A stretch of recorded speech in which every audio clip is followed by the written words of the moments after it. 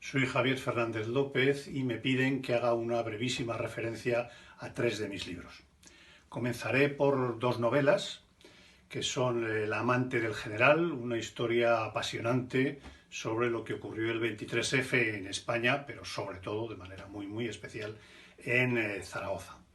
La segunda es Aragón en guerra, que es un homenaje muy sentido que yo quiero hacer a las maestras, a aquellas maravillosas maestras de la República, y lo hago con un recorrido general de todos los episodios que la guerra civil tuvo en nuestra tierra, en Aragón.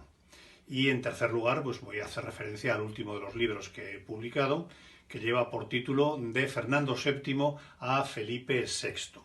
Es un libro que hace un repaso de la historia de España en los siglos XIX y XX, y todos aquellos que lo han leído y se han acercado o me han mandado algún tipo de indicación sobre él dicen que es un libro muy didáctico, que se lee muy fácil y que les ha gustado mucho. Gracias.